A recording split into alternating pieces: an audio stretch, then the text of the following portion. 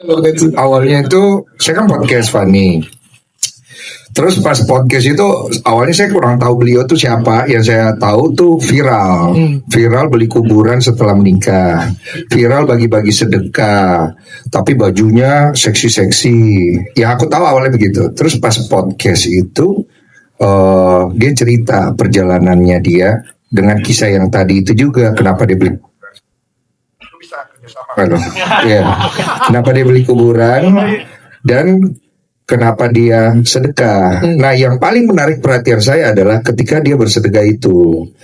Saya kaget ternyata dia sedekah untuk merayu hati Allah supaya Allah tuh berikan kesembuhan untuk suaminya. Itu yang saya jadi suamimu sakit. Jadi gue tuh taunya pas dia podcast suaminya sakit. Udah nih dia cerita. Terus dia cerita akhirnya dia ngerasa itu juga kurang mempan. Akhirnya dia berhijab lah gitu. Oh jadinya nggak berhijab. Gue bilang enggak. Oke. Setelah itu kan kita nunggu kan. Wah sembuh dong suami lu gitu kan. Setelah itu dia cerita. Gue tungguin nih suaminya. Terus dia cerita pas sakratul mautnya dan lain-lain. Kita udah sedih nih ya kan. Semoga sembuh gitu dalam hati gue. Terus meninggal bang. Terus gue diem kan. Jadi suami lu baru meninggal nih? Iya baru kemarin 3 bulanan ya kalau nggak salah 5 bulanan gitu. Terus lu sekarang hamil? Iya. Yang hamilnya siapa? Suamiku bang. Tunggu gimana ceritanya gitu loh ya. Jadi gitulah awalnya. So dalam podcast itu gue tiba-tiba ngomong intuisi gue ngomong bagus nih dijadiin film. Ternyata intuisi itu terjadi setelah podcast. Dia dihubungi banyak PH. Kenapa kita bisa tahu? Karena dia dekat sama istri gue Ciolif yang jadi produser hari ini, nggak tahu diri, nggak mau datang itu. Ciolif nonton live kita kan? Ciolif nonton live kita. Oh,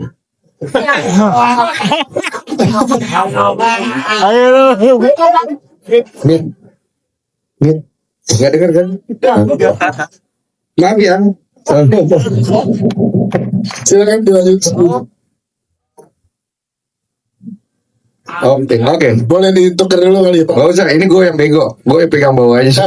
Silakan. Jadi abis itu Cioluf sering nanya ke gue, yang si Fanny nanya PH mana ya? PH ini menurut gue bagus kalau bikin film gitu. Saya pikir akhirnya udah deal ya biasa. Karena gini loh, di podcast gue itu bukan cuma satu cerita yang pernah jadi film. Banyak banget cerita pernah jadi film. Jadi gue udah tahu tuh kalau ditanya PH ini dan mereka udah deal. Tiba-tiba Fanny-nya gak deal. Terus datang ke gue, istri gue, yang Fanny tuh sebenarnya pengennya film ini kalau dibeli uangnya dia mau pakai beli masjid, bikin masjid untuk amal zariah. Bukan beli ya, bikin santai kamu. Kan kita pindah server. Jadi buat masjid untuk amal zariah dari suaminya. Oh iya, gue baru ingat ya suaminya kan udah muslim malah. So gue bilang terus problemnya apa? Problemnya di duit atau di mana? Bukan, yang problemnya dia ngerasa kok dia belum ketemu orang yang tepat untuk bikin ini film. Oke, terus dia maunya siapa yang menurut dia tepat? Kamu. Gila kali ya.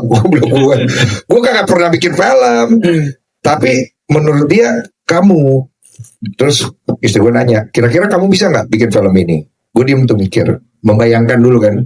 Terus lewat tuh gambar-gambar jorok, wah jangan dulu. Selalu Membayangkan, dia kan membayangkan ya, membayangkan, kan. Udah lah, masuklah gambar-gambar. Anak-anak main dibecekan gitu jorok. Iya, gitu. jorok, kotor gitu. Kotor, iya. Akhirnya masuklah gambar-gambar drama, dan gue melihat slide per slide-nya bro. Sebelum film ini jadi, gue udah lihat slide itu. Lewat di depan muka gue, terus gue bilang, bisa? Oh bisa. Iya bisa. Kamu mau nggak bikin? Enggak. Kenapa? Capek ya. Lewat lagi slide berikutnya. Bakal capek, ya kan? Fajar tiba-tiba tidur, ngapain, ya kan? Terus banyak hal gitu. Enggak, gue bilang. Terus kata istri gue, ya udah kalau gitu yang nanti aku kabarin. Ternyata gue pikir dia nggak ini apa maksudnya, dia menginformasikan doang ke Fanny. Ternyata dibeli IP-nya. Wow. Terus balik, yang aku udah beli IP-nya. Terus kenapa? Gitu loh. Ya kamu bikin ya filmnya. Kan tadi gue udah bilang gue gak mau gitu loh. Iya yang bagus yang ayo bikin. Nah istri gue tuh ya beratnya di situ punya istri Olive kan. Dia sembari ngomong pancing belakang bro. Ayo lah ya kan, ayo gitu kan. Oh ya udahlah. So bangsa gue cari cara. Ini agak panjang nggak apa-apa ya? nggak apa-apa dong. Kita 2 hari kita ngobrol deh. Jangan ngomong haru. Ini biar lengkap juga. Jadi setelah itu gue persulit. Harus ada sutradara yang cocok gitu kan. Gue berharap dia pergi lagi dan maksudnya nggak balik-balik bawa masalah gitu kan. Udah ada yang Fajar Rustomi namanya gitu loh. Lah kenapa si Fajar tiba-tiba? Jadi Mas Fajar itu katanya nonton podcastnya apa kita suruh. Pas aku nanya-nanya ke Mas Fajar kalau bikin film gimana, katanya dia nonton. Terus dia katanya pas nonton tuh apa? Gitu-gitu menurut Oleh. Nanti Mas Fajar klarifikasi. Boleh. Terus akhirnya gue persulit lagi. Coba lu panggil itu DOP yang namanya Yudi Dato. Itu orang susah banget untuk lu dapet. Gue bilang ini dapet gampang banget bro. Lewat Mas Fajar dia dapatnya. Oke nih gimana ya persulitnya. Kalau film PH baru nggak bisa masuk bioskop. Betul, nggak bisa dia. Harus ada gandengan collab. Dicari tuh, wah dimuter-muter, nggak ketemu, sulit ya, nggak ketemu. Tiap hari pulang mukanya bete. Yang tadi aku udah meetingnya sama ini ya. Oh iya terus gimana? Iya tapi iya bagus tuh, gitu. Oh bagus, enggak bagus maksudnya. Terakhir bro, dia datang. Yang aku ketemu orang Lito Pijar katanya. Jadi apa? Gue bilang, jadi kita kerjasama sama dia. Innalillahi. Jadi nih barang gue bilang ya kan. Akhirnya gue ketemu lama Mbak Bella awalnya, kemudian Ko Andi di sebelah sana. So gue ngerasa energinya Bella sama Ko Andi I approve. Yes. Because I can feel they want to make something from the heart gitu.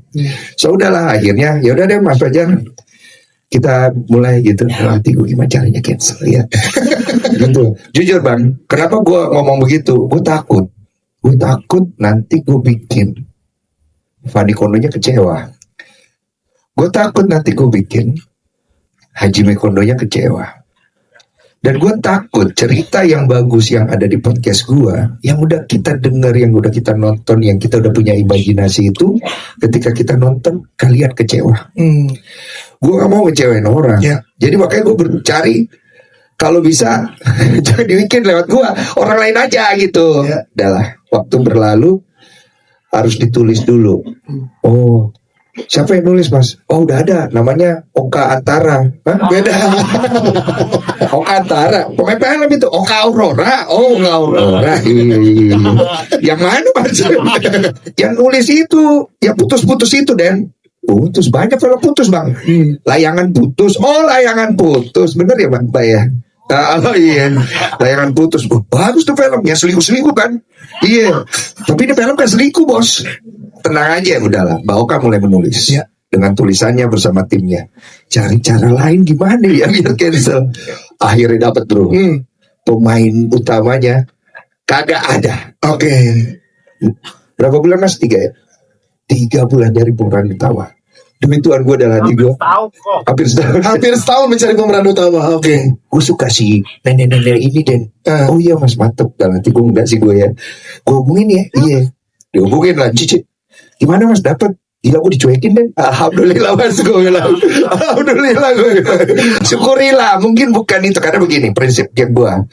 Setiap cerita akan menemukan pemainnya. Yes, setuju. Jangan dipaksa karena dia akan mencari sendiri. Mencari hampir setahun lah, bulanan lah. Akhirnya gue bilang gini, mas udahlah mas, lu casting aja.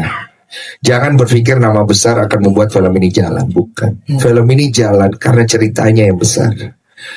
Pemainnya nanti akan ketemu sendiri. Lu open casting aja. Udahlah kok casting. Gak ada yang kena. Diam aja. Akhirnya si ini nih udah. Oke, kita pakai dia. Datanglah seorang manajer yang ngeliat poster pertamanya film Baby Udon di Jav. Ya. Dia bilang, aku lihat ini. Nah si Kathleen itu pernah ditawarin sama Kodensu dulu banget untuk film ini. nanti dicerita, iya kan? Yes. Jadi sebelum cerita ini jadi film semua dan sebelum Ciolim bikin gue pusing, gue tuh kan anaknya perfeksionis banget ya. Iya. Gue udah mikir kan slide-nya udah ada kan. Yes. Gue udah mikir tapi pemainnya siapa ya. Tapi buat internal gue sendiri gitu. Gue slide, gue lihat dia, gue nggak tahu beliau siapa. Yang gue tahu ada gosip. Udah lama. Gak usah sampai ke situ. Beda ntar di podcast aja kalau itu ya. Iya. Nanti tanya sendiri kalau urusan saya. Iya. So saya gue lihat beberapa filmnya. Film-film yang dia mainkan itu kan pop semua ya, muda ya. Ini kan film agak jadi ibu dan so on kan. Tapi hati gue bilang ini orangnya. Jadi nggak sengaja jadi sebelum akhirnya cerita bikin skrip dan segala macam itu terjadi, gue ketemu dia di acara Burger Bangor. Gak apa promo dikit ya bang. Saya Burger Bangor. Habis festival kemarin, habis festival. Jadi lu bisa cross check semua timeline ini kepada Tuhan Yang Maha Esa. Yes. Karena saya sejujur itu. Iya. Iya kan? Ada kok timelinenya itu. Saya lihat dia mau nyanyi sama Virgun ya. Tuh kan. Saya lihat ini perempuan penyanyi bukan pemain film ya gitu. Kathleen gitu. Hai kok gitu. Oh iya. Jadi gini, gue cerita lah tadi. Kira-kira lu tertarik gak? Kabarin aja. Oh basa-basi guys, iya kan? Basa-basi guys, bener kan? Kabarin aja kan? Ya udah. Nggak usah jadi Fanny Kondo lah. Katain aja sini. Udah nih. Berlalu waktu. Masuk kita ke timeline yang tadi. Lagi casting nih. Manajernya ngomong, Kathleen tuh pernah ditawarin sama Bang Densu dulu. Makanya begitu aku lihat poster ini, aku bilang Kathleen. Kata Kathleen, kok aku gak diajak lah, intinya begitu. Oke. Datanglah dia casting. Orang terakhir, gue yang casting langsung.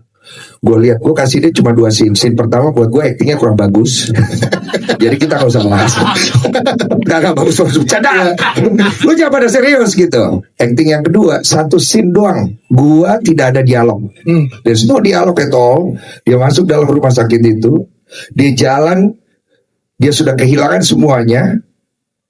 Dia ngelihat lonceng.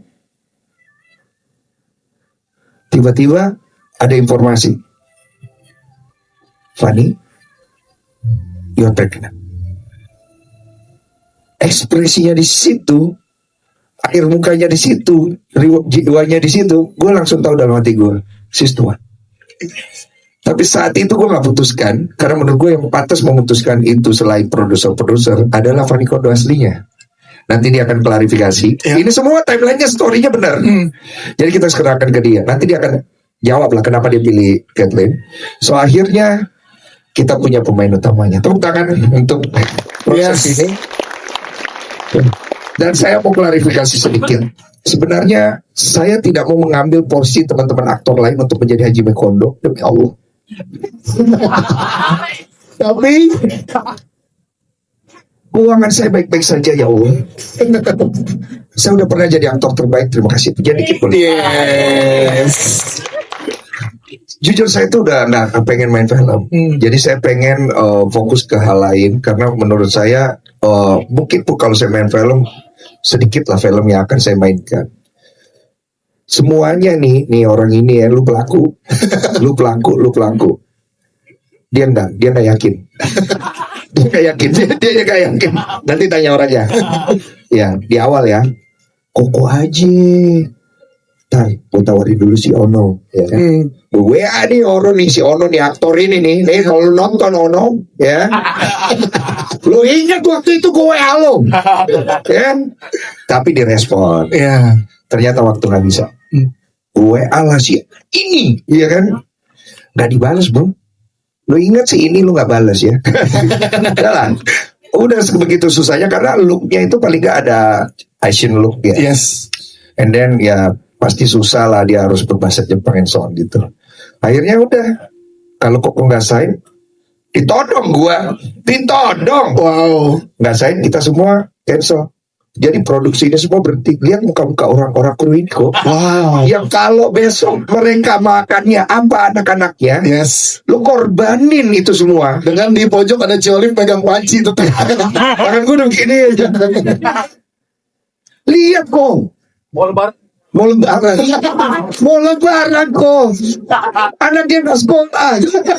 Dengan kondisi kayak sekarang. Gue tangan gue gini. Bismillah, gue tanda tangan. Gue baru ingat, gue Kristen dia. Gak apa-apa, karena artinya sama. Gue bilang, betul. tanda tangan, udah jadi, udahlah di situ. gitu. Masa laki nangis gitu. Tapi kan namanya sutradara suka dramatisir gitu kan. Makanya ini bahan yang bagus nih. Dari satu podcastnya itu menurut gua podcastnya Curhat Bang yang paling naratifnya tuh kayak film banget tuh berceritanya tuh. Makanya dia berulang-ulang tuh di podcast ini kayak cerita film. Emang benar kalau gua nonton tuh ini cerita film banget nih ya.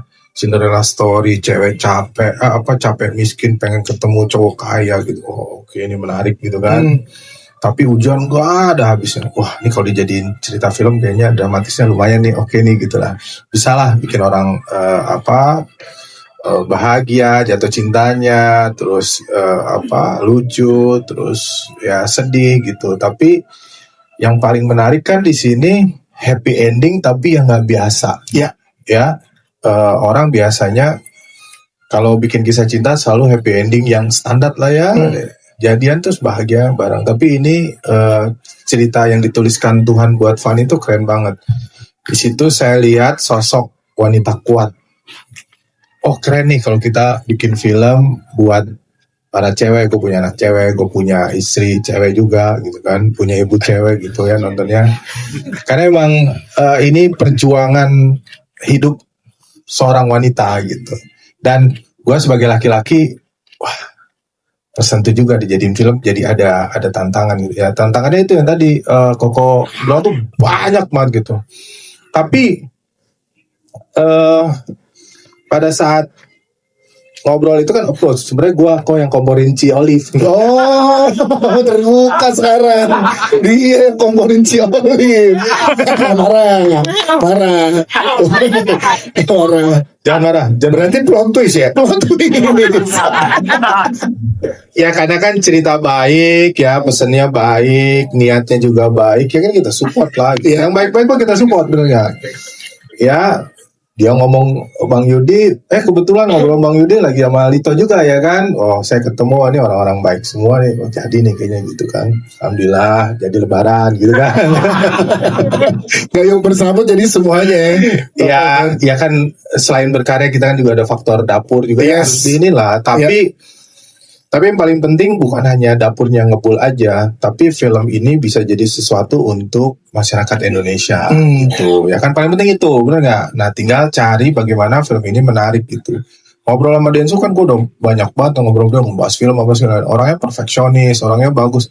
Wah alhamdulillah nih aman nih punya partner produser yang sefrekuensi gitu kan. Cuman ya dia selalu mempersulit terus aja itu cari pemain, nggak mau wah soalnya nggak mempersulit, dia kasih tantangan untuk dapat yang terbaik gitu. Cuman emang film tuh jodoh-jodohan gitu. Sampai ya itu semua pada ya udah Densu aja ya, karena ya film kalau mau bagus harus ada totalitas gitu ya. Karena dia produsernya dan dia juga aktor bagus gitu kan, dia pasti akan total kan. Kapan lagi botakin Densu ya kan? Dan akhirnya jadi poinnya itu ya, jangan mengerjain. Dia tepat untuk jadi Hajime. Yes. Sangat tepat sekali. Gak percaya kalau belum nonton. Jadi ada bukti kita gak percaya. Jadi ada Ko Andi, ada Bella gitu. Ini hari terakhir gitu. Adegan yang paling berat banget buat saya gitu. Orang menontonnya santai gitu, tapi buat gue berat banget gitu karena kita memvisualkan orang sakratul maut gitu kan. Dan saya sudah melewati beberapa periode mendampingi orang sakratul maut gitu. Dan saya selalu ngeliat itu tuh selalu hati saya tuh melo gitu, nyes gitu ya. Sampai nggak berani duduk di monitor sutradara. Gue cari monitor kecil karena wah ada produser ini. Nih pasti momen ini gue cengeng nih gitu kan. Gue bisa sedikit gitu. Dia ngap-ngapan berdua. Jadi ada satu gitu kan, cut gitu ya. Ya sambil ngusap air mata gitu ya. Air mata slow mo gitu kan. Sutradara. Terus oke, cut gitu ya. Terus tiba-tiba operator kameranya anak buahnya Bang Yudi. Cut Bang. Masih nangis sedikit. Ini dance. Wah kita semua adegan itu. Satu adegan yang paling berat, tapi itu impian semua orang muslim. Bisa meninggal, bisa mengucap 2 kali syahadat. Itu luar biasa gitu. Ya perpisahan, tapi gak mudah orang bisa sampai di titik itu. Dan si ngehe ini ya gitu ya. Yang sombong ini ya, ya kan? Dia bisa meyakinkan gue dan bisa bikin gue nangis. Itu sih parahnya dia nih, parah banget sih gue. Gitu. Saya waktu itu baru 1 kali kerja sama Mas Fajar. Tapi karena waktu itu proses yang sangat menyenangkan gitu, dan pada saat melihat hasilnya tuh saya happy banget gitu. So, saya pikir oke, saya akan percayakan yang ini kepada Mas Fajar lagi deh gitu. Nah, pas nonton nih jujur Mbak Mani, aku tuh malah nggak pernah terpapar sama cerita-ceritanya Fanny Kondo waktu itu. Jadi pas pertama nonton aku oke, ini Cinderella story dan sebagainya. Terus aku berusaha mencari, aku dan tim menulis aku nih, Cindy Christina duduk di sini. Ada Cindy, boleh tepuk tangan buat Cindy juga. Thank you Cindy. Itu berusaha mencari apa ya underline dari cerita ini. Ini cerita yang bagus, yang menyentuh. Tapi apa sih pesan besar yang bisa disampaikan? Seperti yang sudah tadi Mas Fajar sampaikan, ini Cinderella story, betul. Jadi ada seorang remaja perempuan, remaja ya, masih bisa dibilang remaja kan? Oke, sip. Nah, jadi remaja perempuan yang mencari laki-laki, her prince charming gitu, yang ganteng, yang kaya, ya pokoknya nggak mau susah hidupnya. Tapi ternyata takdir menentukan yang berbeda. Dikasih langsung cinta banget nih, tapi sama suaminya ini, tapi dikasih suami yang langsung ditegakkan diagnosisnya adalah kena kanker. Itu belum selesai perjuangannya. Gongnya adalah ketika Fanny ini sebetulnya, ini udah boleh diceritain kan kok, karena kan di podcast ada kan ya, bahwa sebenarnya Fanny-nya nggak siap untuk punya anak karena ya, terus gue sama siapa merawat anak ini gitu. Namun itu adalah amanah terbesarnya almarhum Haji Mekondo yang lalu berani diemban oleh Fanny. Harapannya tentu mungkin waktu itu mudah-mudahan nggak jadi, ini anaknya nggak jadi, tapi ada satu titik yang dramatis banget. Pokoknya intinya adalah akhirnya lahirlah Kazuki-san, Kas-Kas gitu ya. Jadi teman-teman, yang ingin disampaikan oleh cerita ini adalah ini bukan cerita biasa, ini romantis banget ceritanya. Menyentuh banget, dan it's not just another Cinderella story. Gitu. Densu itu orang yang perfeksionis, orang yang pengen total dalam segala hal dan sombong.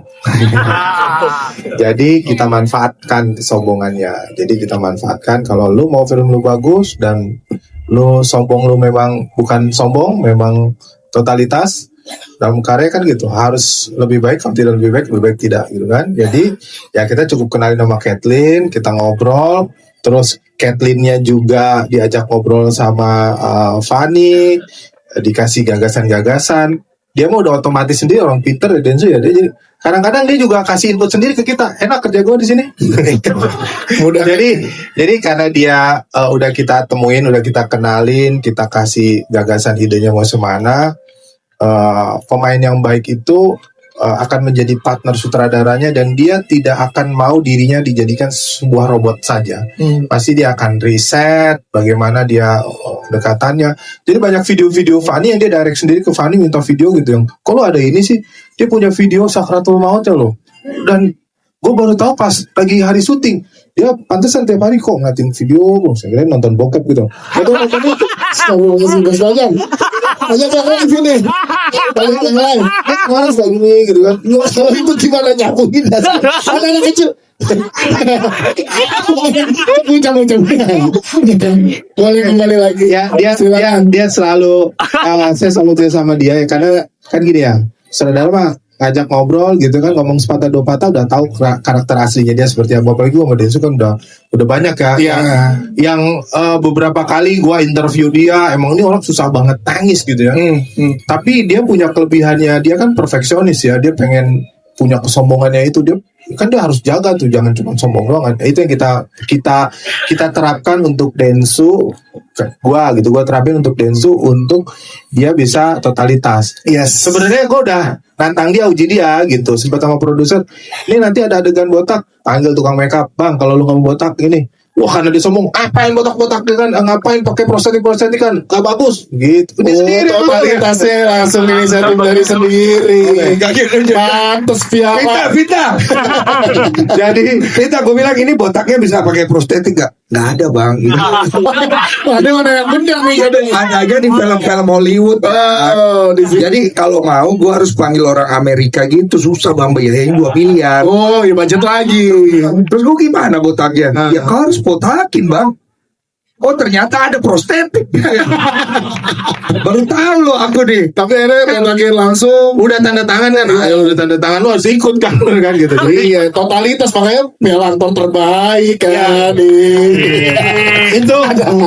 itu sampai momen itu jangan kita sia-siakan. Yes. Ternyata dia seumur hidup gak pernah botak malah ya bang.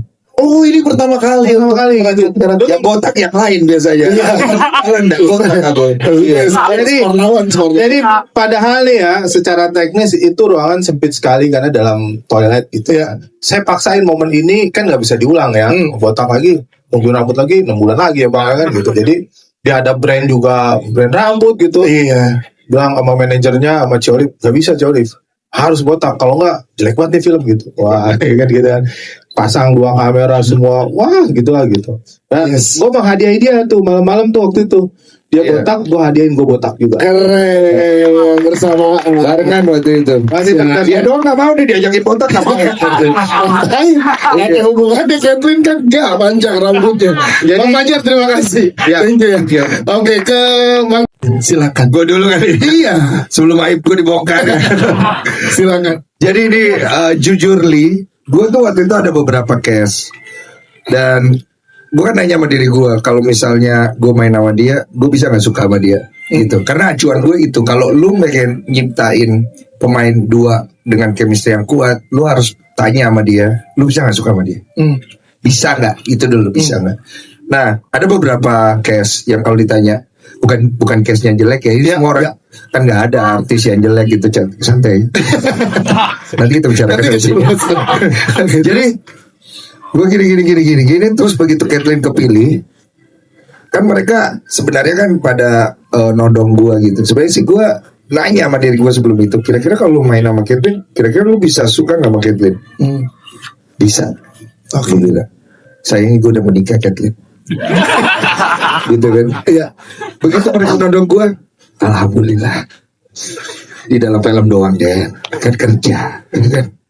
Alhamdulillah. Sebenarnya gue seneng tanda tangan itu.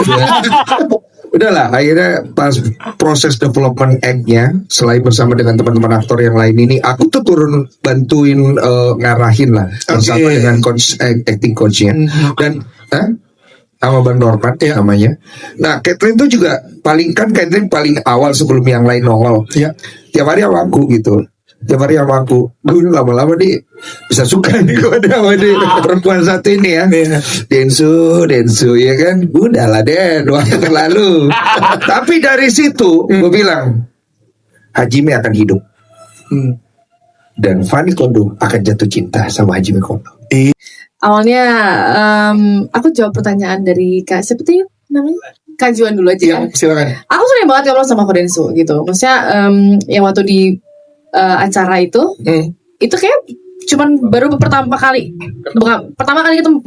ketemu ngobrol langsung ngomong kayak gue ada film buat lo gitu. Ya udah kawin aja sama kayak tadi gitu kan. Akhirnya disuruh casting, aku datang. Sebenarnya aku nggak berharap kayak gue dapet nih gitu. Karena for me balik lagi cerita itu akan menemukan karakternya sendiri. Iya. Jadi aku yang kayak selalu setiap aku casting, setiap aku tes screen test apa segala macam, aku cuma doa yang terbaik aja. Kalau misalkan emang gak dapet, ya berarti bukan rezeki aku, bukan untuk aku. Tiba-tiba dipilih lah gitu. Oh alhamdulillah gitu. Piye bahasa Jawa juga, masa logat Cavani kan logat Jawa kan, dengan aku seperti ini, belak-belakannya sih katanya sama ya, katanya mirip gitu. Cuman berat banget aja. Aku tahu ceritanya, gimana caranya aku bisa membangun cinta Fanny Kondo sama Hajime Kondo itu bisa aku bawa ke di film ini, bisa aku sama Kodensu sampaikan gitu. Hal yang pertama aku tanya ke Fanny saat itu waktu pertama kali ketemu sama Kak Fanny, Kak, apa yang paling pengen kamu sampaikan di film ini? Apa yang kamu pengen orang-orang tuh rasain? Jawaban Kak Fanny aku tulis semua. Yang paling aku ingat adalah segimana Fanny sama Hajime itu cinta sama satu sama lain. Dia bukan cuman pengen, dia pengen banget itu yang terlihat. Dan aku berusaha keras untuk bisa menyampaikan apa yang Kak Fanny mau. Jadi setelah aku berusaha untuk belajar jadi Kak Fanny, aku perhatikan gesturnya, dia centil, katanya kalau ngeliat aku kayak lobster Cimahi badannya Cina. Itu. Terus akhirnya setelah berproses bersama Kodensu, bagaimana Catherine? Ngobrol, kita curhat hampir setiap hari itu kita ngobrol, kita tiap hari. Gue bosan aja ketemu lo kok, sumpah dah. Agak bercanda. Baru gue seneng. Nggak, hampir ketemu setiap hari. Reading, ngobrol di luar reading pun kita ngobrol, misalkan lagi break kita ngobrol curhat-curhat hidup aku, hidup Kodensu. Kemanya gitu. Gak gitu. Gak. Berat dong, jangan dong, ya. Tapi semuanya berhasil sih, karena Kodensu juga willing, sangat open, walaupun bercanda-bercanda dulu awalnya. Ya. Jadi itu pernah ada reading satu adegan. Adegan dapur gitu, lagi masak atau lagi apa gitu. Terus aku tuh improv aja, improv dengan diri aku aja. Terus Kodensu lagi acting, tiba-tiba tuh. Masih kita lanjut. Tinggalan lah, sampai aja ya. Bentar. Ayo sebagai Susi. Oh ini mau bertanya ya? Aku juga pengen dapat tadi loh masakan roti. Mas, yang dapat yang nanya kan bukan Oh iya, siapa tahu dapat. Iya, Susi. Assalamualaikum. Ya, Susi Ya. seperti apa sih karakternya di sini? Ayah silakan. Waalaikumsalam. Sebelumnya aku terima kasih sama Lito dan Ko Denny karena ngasih kesempatan. Ini film pertamaku. Oh, tepuk tangan dong, debut ya. Iya, Yes. ini Bu. Ada deg-degannya banget. Karena waktu syuting aku takut dimarahin kan. Karena takutnya nanti aktingnya jelek gitu kan. Tapi ternyata Ko Densu langsung enggak, pasti kamu bisa gitu. Jadi Gak ada kok ngomong gitu. ada. Gak ada kok. Masih bisa. Ini giliran gue yang kayak fitnah dia ya. Dari tadi kayak fitnah. Gak apa-apa, Kodensu emang suka pelupa kan. Tapi Iya, satu benar. film sama telepon aja. Iya benar. Saya di sini sebagai Susi, sahabatnya Fanny dalam masa kedumbrangan, sedih, kasmaran selalu ada di samping dia, begitu. Terus tadi kan di trailer juga dapat highlight dari teman-teman penonton tuh, karakter-karakter gitu gimana, nyiptainnya tuh gimana sih?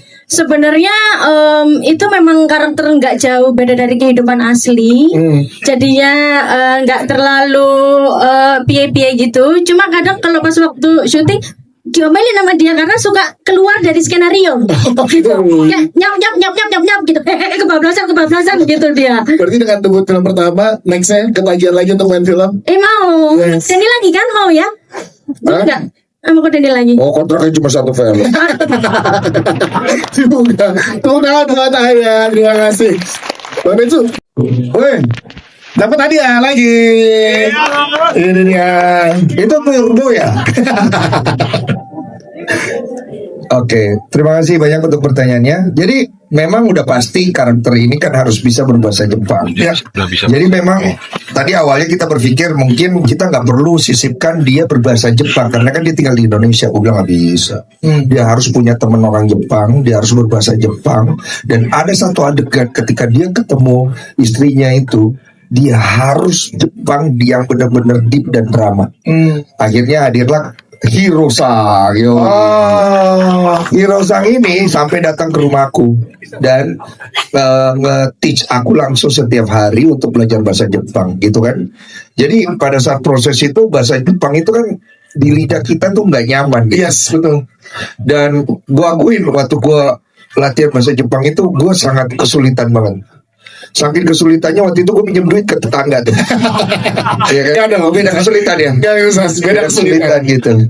Tapi overall sih sebenarnya gue waktu itu bukan fokus ke bahasa Jepangnya, tapi gimana caranya si bahasa ini bisa keluar dari lidah gue dengan tidak kaku gitu. So gue berterima kasih banyak untuk Hiro-sang. Hiro-sang, thank you so much ya. Yes. It must be today I have to say thank you karena dia tuh bukan kewajiban dia sebenarnya. We're not hiring him as a coach and so on, tapi dia helping dari from the heart. So that's why gue appreciate banget dia datang ke rumah gue, dia ngajarin gue sebegitu dia kepengen film ini, dia involved di dalam, padahal itu di luar job desk dia gitu. Yes. So thank you so much ya Hirosaki. Thank you.